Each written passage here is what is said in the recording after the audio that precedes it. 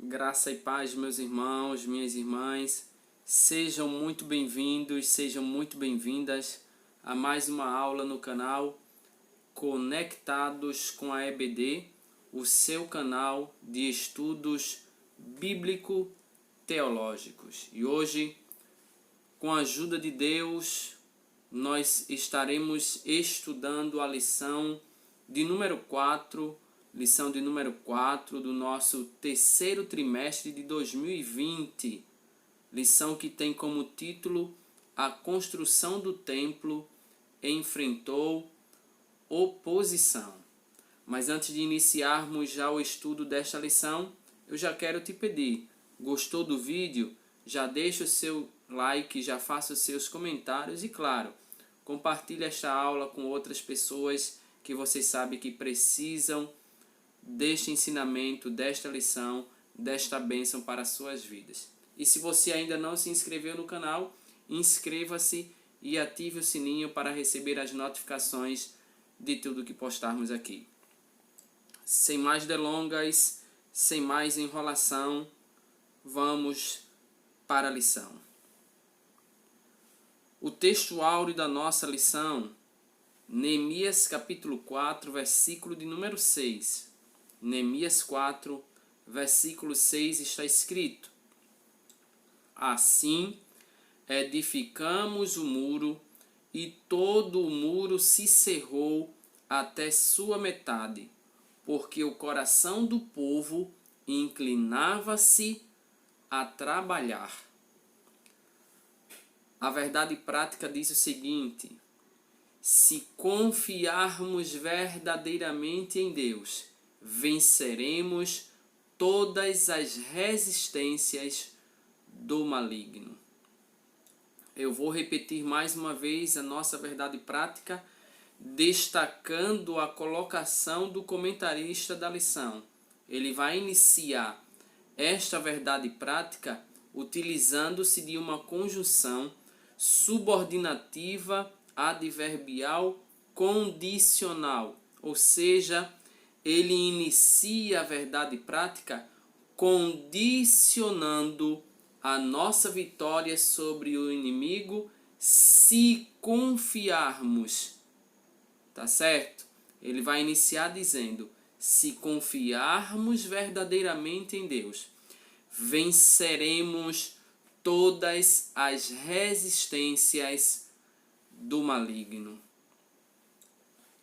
A leitura bíblica, o texto base da nossa lição, Esdras, capítulo de número 4, versículos 7, 9, 11 ao 13, depois versículos 15 e 16, depois 21 ao 24. Versículo 7 está escrito: E nos dias de Artaxerxes escreveu Bislão, Mitredate, Tabeel e os outros da sua companhia a Artaxerxes, rei da Pérsia, e a carta estava escrita em caracteres aramaicos e na língua siríaca. Então escreveu Reum, o chanceler, e Sinsai, o escrivão, e os outros da sua companhia, dinaitas e afarsaquitas, tarpelitas, arfacitas, arquevitas, babilônios, susanquitas, deavitas e lamitas. Este, pois, é o teor da carta que ao rei Artaxerxes lhe mandaram teus servos, os homens daquém do rio, e em tal tempo saiba o rei que os judeus que subiram de ti vieram a nós a Jerusalém e edificam aquela rebelde e malvada cidade, e vão restaurando os seus muros e reparando os seus fundamentos. Agora, saiba o rei que, se aquela cidade se edificar e os muros se restaurarem, eles não pagarão os direitos, os tributos e as rendas, e assim se danificará a fazenda dos reis. Versículo 15 diz: para que se busque no livro das crônicas de teus pais, e então acharás no livro das crônicas, e saberás que aquela foi uma cidade rebelde e danosa aos reis e províncias, e que nela houve rebelião em tempos antigos, pelo que foi aquela cidade destruída. Nós, pois, fazemos notório ao rei que se aquela cidade se reedificar e os seus muros se restaurarem, desta maneira não terás porção alguma desta banda do rio. Agora, pois, dai ordem para que aqueles homens parem, a fim de que não se edifique aquela cidade, até que se dê uma ordem por mim.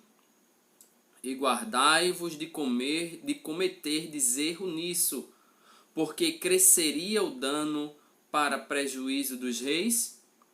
Então, depois que a cópia da carta do rei Atarxerxes se leu perante Reum e Sinsai, o escrivão, e seus companheiros, apressadamente foram eles a Jerusalém, aos judeus, e impediram a força de braço e com violência.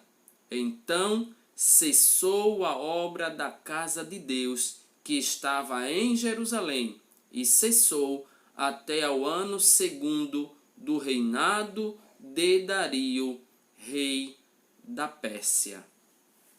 Meus irmãos, o altar havia sido restaurado, a festa dos tabernáculos celebrada e o holocausto contínuo, conforme o rito, estava sendo oferecido diariamente.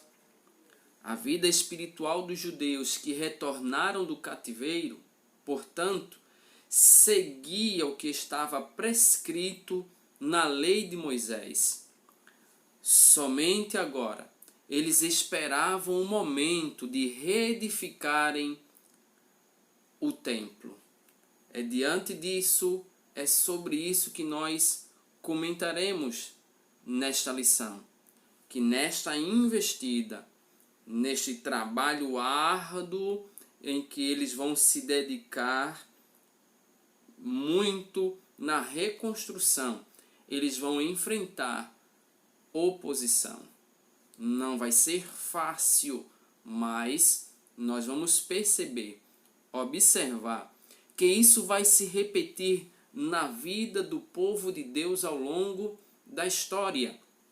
Sempre que nos dedicamos a Deus e nos envolvemos com a sua obra, enfrentaremos oposições. E o que fazer diante de tais oposições? É o que nós estudaremos e seremos certamente abençoados através do estudo desta lição. Para tanto, nós queremos iniciar abordando este ponto central, dizendo que devemos manter a confiança em Deus, apesar das circunstâncias. Olha que mensagem linda! Devemos manter a confiança em Deus, que é fiel e não falha, apesar das circunstâncias. No primeiro tópico da lição, o comentarista, com muita propriedade, ele vai iniciar a abordagem, o comentário desta lição, falando sobre os alicerces do templo. Afinal de contas, nenhuma construção, nenhuma edificação pode iniciar de outra forma, sobretudo naquela época. É necessário começar pelos alicerces. E ele vai dizer que os alicerces do templo, eles foram lançados. Ora, depois que os materiais para a construção do templo chegaram, segundo a concessão feita pelo rei da Pérsia, o rei Dario, Zorobabel e os que estavam voltando, ou os que haviam voltado do cativeiro, eles se dedicaram agora a lançar os alicerces do templo. Neste sentido, no primeiro momento, o comentarista vai dizer que o lançamento dos alicerces foi celebrado com uma solenidade. Aqui já convém destacar, evidentemente, que ao celebrarem este momento de forma solene, os judeus estão simplesmente dando uma demonstração da importância do momento para suas vidas, sobretudo para suas vidas espirituais. E aqui, os sacerdotes, nós vamos perceber que eles já estavam paramentados, eles já estavam preparados e com trombetas. Já os levitas, os filhos de Asaf, eles estavam com saltérios. Com qual finalidade? Ora, saltérios, trombetas, tudo aqui para simbolizar a alegria, instrumentos musicais, porque o objetivo deles era louvar ao Deus de Israel, louvar ao Deus da glória, conforme a instituição de Davi, rei de Israel. Todos os que assistiram ao lançamento dos alicerces expressaram seus sentimentos com tão grande júbilo, a alegria, a euforia, contagiados pelo momento, celebrando a Deus em gratidão. O júbilo era tão grande que as suas vozes se ouviam de muito longe, conforme nós verificamos no livro de Esdras, capítulo 3, versículos 12 e 13. Além do mais, esses mesmos judeus, no momento da reedificação do templo, isso tudo é provocado, sabe por qual razão? O que é que os motiva a reconstruir o templo? O que é que os motiva a celebrar a Deus neste momento tão importante? É simples. Esta reedificação, ela é consequência, ela é resultado do avivamento ou do despertamento espiritual. E aqui convém lembrar que este despertamento começa ou veio através de Ciro, um rei ímpio que não pertencia ao povo de Deus. Também convém lembrar, com relação ao despertamento pentecostal, que chegou ao Brasil em 1911, ele trouxe consigo uma verdadeira renovação da doutrina de Deus, que pode ser simbolizada pelo templo de Deus lá na época de Zorobabel e de Josué. Isso nós vamos ver no livro, na primeira carta de Paulo aos Coríntios, capítulo 3, versículo de número 16. Aliás, convém lembrar que falar sobre a igreja é destacar que ela é um grande mistério. Se não vejamos Efésios capítulo de número 5, versículo de número 32. Efésios capítulo 5, versículo de número 32. Acompanhe comigo a leitura deste texto.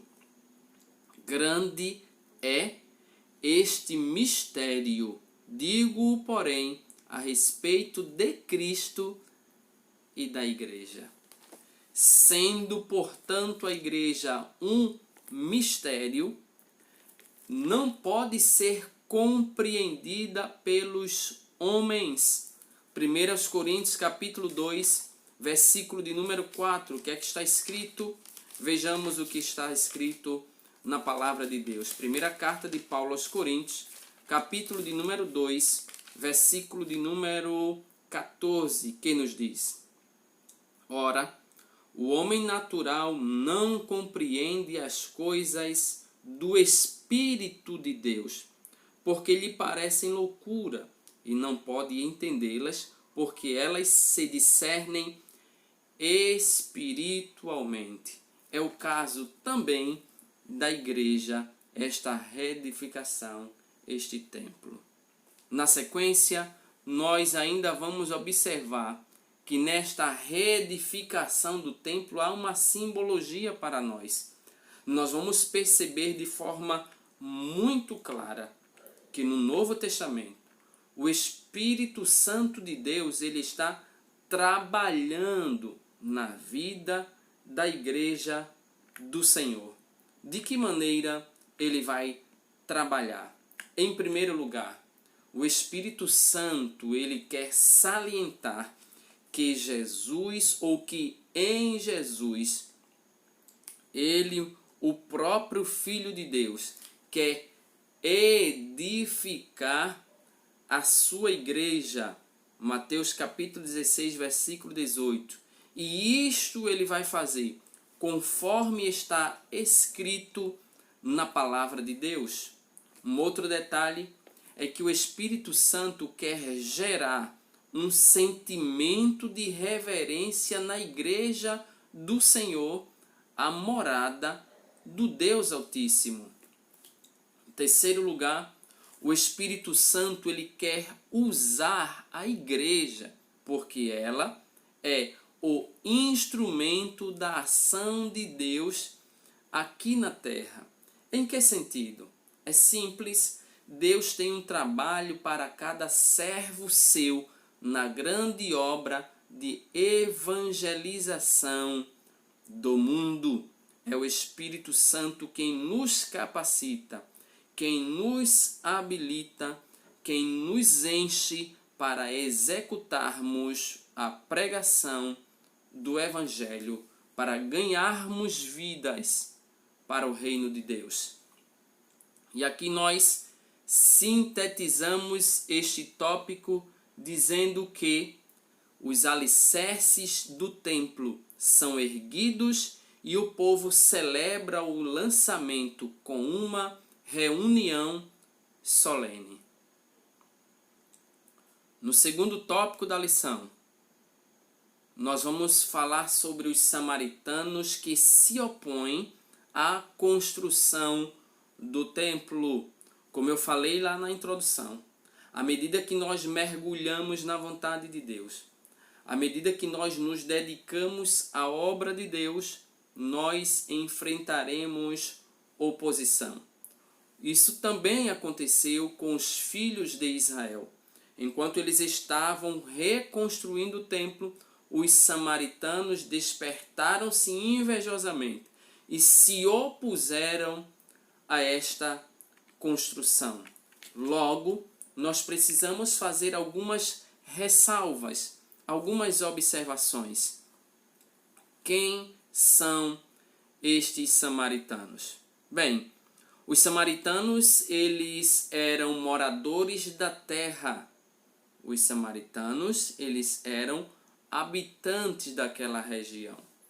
Convém destacar que entre os moradores eles estavam.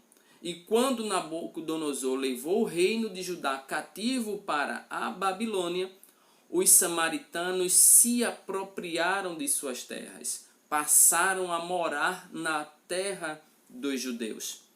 Estes, inclusive, eram descendentes de uma mistura de gente que o rei da Assíria tinha deslocado para as cidades da Samaria, depois de ter levado as 10 tribos do reino do norte em cativeiro para a Síria.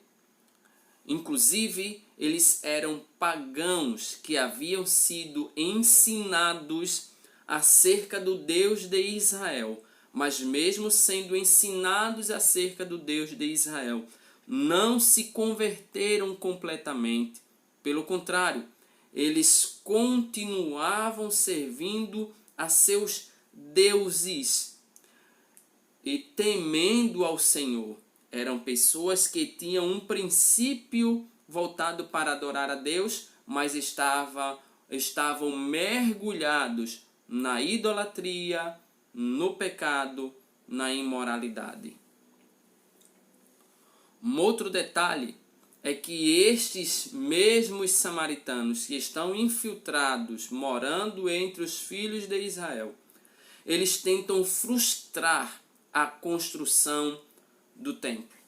Quando eles percebem que os judeus que retornam do cativeiro estão motivados, estão reconstruindo o templo, eles vão fazer de tudo para frustrar a construção do templo, conforme se verifica no livro de Esdras, no capítulo 4, versículos 4 e 5. Acompanhe comigo, Esdras, capítulo 4, versículos 4 e 5. Todavia, o povo da terra debilitava as mãos do povo de Judá e inquietava-os no edificar. E alugaram contra eles conselheiros para frustrarem o seu plano todos os dias de Ciro, rei da Pérsia, até o reinado de Dario, rei da Pérsia. Então percebamos que o desejo de frustrarem a construção do templo era tão grande que eles chegaram a alugar, a pagar pessoas para convencerem os filhos de Israel de reconstruírem o templo. Sim, a maldade deles, além do mais, levou-os a enviar uma carta ao rei da Pérsia, contendo acusações mentirosas contra os judeus. E que mentiras são estas? O que é que eles falam para o rei sobre os filhos de Israel? Capítulo 4, versículos 12 e 13 de Esdras, vejamos. Saiba o rei, que os judeus que subiram de ti vieram a nós em Jerusalém e edificam aquela rebelde e malvada cidade, e vão restaurando os seus muros e reparando os seus fundamentos.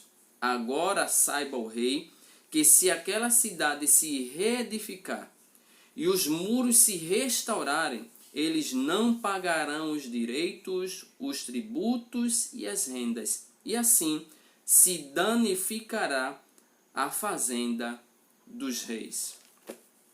O rei que recebeu esta carta não conhecia bem o assunto e imediatamente determinou que a obra deveria parar. Olha o que ele falou, capítulo 4, versículo 21. Agora, pois, dai ordem para que aqueles homens parem, a fim de que não se edifique aquela cidade até que se dê uma ordem por mim. Percebamos que está muito claro, dai ordem para que parem definitivamente.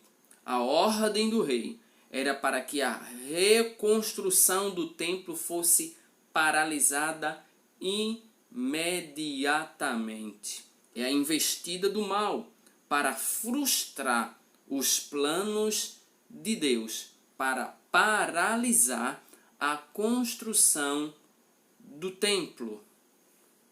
Mas na sequência, nós vamos perceber que estes samaritanos que estavam entre os moradores da terra se opõem definitivamente à construção do templo. Todavia, o nosso coração pode se alegrar em Deus.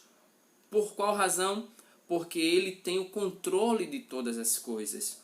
O controle ainda está na palma da mão de Deus. Quando os judeus percebem todas as investidas do maligno, dos samaritanos, quando eles recebem tal ordem, eles começam a se intimidar e o desânimo se apropria de seus corações. E o que é que justifica tamanho desânimo? Como explicar a falta de resistência dos judeus? É o que nós veremos no terceiro tópico desta lição. Ora, os judeus de imediato eles deveriam ter ido ao rei da Pérsia para assegurar a construção. Eles deveriam procurar o rei. Por qual razão? Afinal, a obra não poderia parar. Aí no primeiro momento, o comentarista da lição vai destacar que eles deveriam procurar o rei da Pérsia. Por quê? É simples. Uma ordem dada por uma autoridade superior não pode ser invalidada por uma autoridade inferior. A ordem de construir o templo tinha sido dada pelo Deus do céu, através do rei Ciro, a maior autoridade da época, que inclusive assinou o decreto da construção do templo. Mas principalmente, esses judeus não deveriam desanimar-se facilmente, não deveriam se deixar abater pelas investidas dos samaritanos. Por qual razão? A quem eles deveriam recorrer? Além de terem recorrido ao rei da Pérsia, eles deveriam principalmente recorrer ao Deus dos céus, ao Deus Todo-Poderoso. Aliás, quando nós falamos que eles deveriam de imediato ter recorrido ao Deus dos céus, nós vamos identificar nas Escrituras Sagradas diversas passagens que nos mostram que o Deus dos céus, o Deus de Israel, o Deus da igreja, não perde o controle da situação. Ele é simplesmente soberano. Se não vejamos, nos dias do rei Ezequias, Judá foi cercado pelo exército do rei da Síria, que ameaçava fazer com Judá o que já havia feito com o reino de Israel. E o que foi que ele fez? E que era que ele queria fazer com o reino de Judá? Levá-los em cativeiro. Mas, neste momento tão delicado, cercados com expectativas baixas na hora do perigo, o que foi que Ezequias fez? Ezequias, ao invés de deixar o desânimo apropriar-se do seu coração, ao invés de permitir que a frustração lhe dominasse, ele busca ao Senhor Deus Todo-Poderoso. Ora, e é um coração contrito e quebrantado. A Bíblia diz que Deus não desprezará. Quando Ezequias, portanto, ora ao Senhor, o Senhor ouve a sua oração. E em resposta à oração de Ezequias, Deus não precisou fazer muita coisa para mostrar ao exército inimigo que ele é maior. O que foi que ele fez? Ele apenas enviou um anjo que feriu o arraial dos assírios, destruindo naquele mesmo momento 185 mil soldados. Um outro exemplo é o que nós vamos ver já nos dias de Josafá. Josafá e todo o povo de Judá, ameaçados pelos amonitas, pelos moabitas, eles se veem agora encurralados, porque além dos amonitas, dos moabitas, haviam também os povos dos montes de Seir. Eram 3 povos vindo ao encontro de Judá para derrotá-los. Os habitantes de Judá, neste exato momento, ao invés de se deixarem dominar pelo temor, ao invés de se deixarem levar pelas circunstâncias, eles foram convocados pelo rei para buscarem, para orarem ao Senhor Deus Todo-Poderoso. Isso nós vamos verificar no segundo livro das Crônicas, no capítulo 20, nos versículos 1 ao 24. Quando o rei está em oração, Deus levanta um profeta para falar ao coração do rei, para animar o coração do rei e todo o povo de Judá, dizendo de forma bem explícita, bem clara: dai ouvidos todo o Judá, e vós, moradores de Jerusalém, esta peleja não tereis que pelejar. Parai e estai quietos e vede o livramento do Senhor. Josafá é um exemplo para que possamos compreender que nos momentos de dificuldade, nos momentos de angústia, nos momentos em que os nossos inimigos, mesmo sendo maiores, mais poderosos, mais numerosos, mais fortes do que nós, a nossa confiança está no Deus Todo-Poderoso. Quando Josafá e o povo decidem se buscarem a Deus, Deus guerreia por eles, e sem terem que lutar, todos os seus inimigos foram desbaratados. Porque o nosso Deus, ele é fiel e cuida do seu povo e cuida da sua igreja. Portanto, os muitos exemplos que os filhos de Israel conheciam de tudo que Deus havia feito no passado deveriam ter inspirado o povo a confiar em Deus plenamente, acreditando no milagre e na grande vitória que eles receberiam certamente da parte de Deus. Mas há um detalhe muito interessante que nós precisamos destacar aqui. É que esta falta de persistência dos judeus, ela é simplesmente provocada ou consequência de uma vida espiritual que precisa de reparos. Ou seja, o motivo da falta de resistência dos judeus era de ordem espiritual. E aqui nós precisamos destacar duas pessoas representativas, por sinal. A primeira, Zorobabel. Zorobabel era o chefe político do povo judeu e até então tinha confiado em sua própria força. Vejamos o que está escrito no livro do profeta Zacarias, no capítulo de número 4, versículo de número 6. Zacarias, capítulo de número 4, versículo de número 6. O que é que a Bíblia nos mostra acerca disto? 4:6 está escrito assim: e respondeu e me falou, dizendo: esta é a palavra do Senhor a Zorobabel, não por força nem por violência, mas pelo meu espírito, diz o Senhor dos exércitos.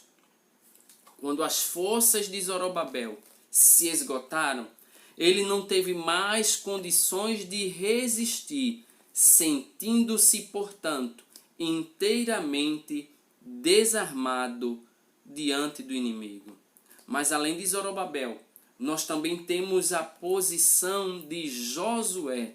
Josué, o sumo sacerdote e líder religioso do povo.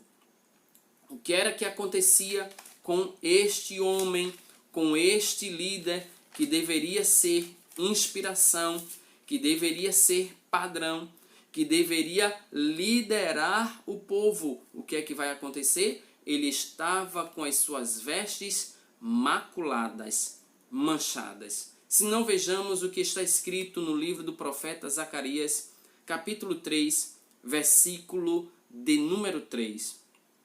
Ora, Josué, vestido de vestes sujas, estava diante do anjo.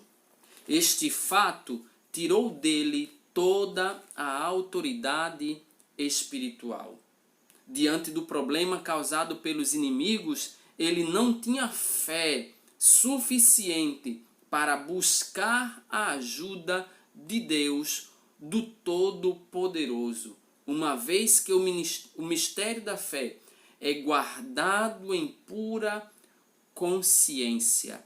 Para nos achegarmos a Deus, é preciso que estejamos com as vestes puras, limpas, brancas, isto é, sinal de vida santificada e consagrada ao Deus Todo-Poderoso. E aqui nós sintetizamos o terceiro tópico desta lição, dizendo que os judeus não resistiram à oposição dos inimigos e pararam a construção do templo. Os judeus não resistiram e pararam a construção do templo. Quando eles param esta construção, os inimigos, os samaritanos, eles percebem que haviam alcançado êxito. Eles percebem que o seu intento ele foi alcançado. A ideia era fazer os judeus pararem a construção do templo e conseguiram. E de imediato nós vamos observar a tristeza dos judeus. Eles vão parar porque a tristeza domina-lhes o coração. A falta de confiança em Deus domina-lhes o coração. O desânimo domina e mina todas as suas forças, impedindo-os de trabalharem. Afinal de contas, o povo em geral tinha, desde o início da construção, acompanhado o trabalho com simpatia. Trabalhavam com entusiasmo e com muita união.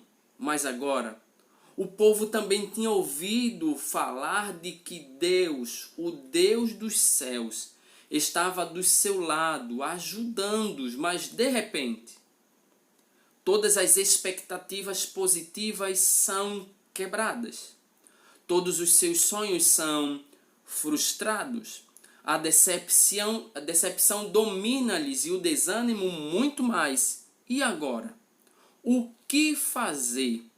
Onde está Deus?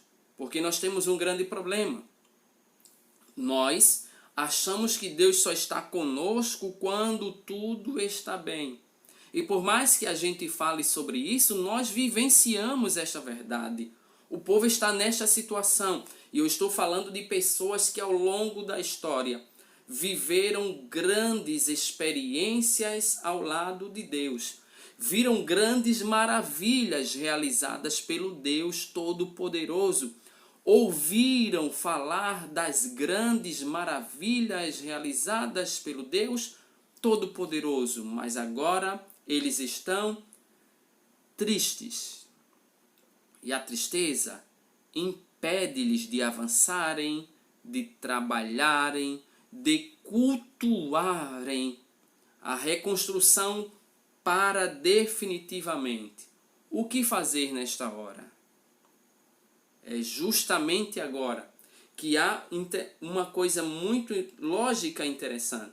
É que enquanto há tristeza no coração dos judeus, os samaritanos estão regozijando-se, estão alegres em demasia, pois eles estão vendo que tudo o que intentaram, obtiveram. Com outras palavras, os inimigos dos judeus regozijavam-se grandemente. Certamente os conselheiros foram parabenizados pela sábia e competente ação. Porém, o gozo dos ímpios é de pouca duração. Percebemos isto quando os filisteus prenderam Sansão, achando que depois daquele momento nunca mais os filhos de Israel deixariam de viver sob seu jugo, debaixo da escravidão. Achavam que estavam simplesmente envergonhando tanto Sansão quanto os judeus e também o Deus dos judeus. Mas Deus, que é grande, poderoso e soberano, ele frustrou os planos dos filisteus. Vejamos o que está escrito no livro dos Juízes, capítulo de número 16. Juízes, capítulo de número 16, versículos 21 ao versículo de número 31. Juízes 16, 21 ao 31. Assim está escrito. 25. E sucedeu que, alegrando-se-lhes o coração, disseram: chamai Sansão, para que brinque diante de nós. E chamaram Sansão do cárcere, e brincou diante deles, e fizeram-no estar em pé entre as colunas. Então disse Sansão ao moço que o tinha pela mão: guia-me para que apalpe as colunas em que se sustém a casa, para que me encoste a elas. Ora, estava a casa cheia de homens e mulheres, e também ali estavam todos os príncipes dos filisteus. E sobre o telhado havia alguns 3.000 homens e mulheres que estavam vendo brincar Sansão.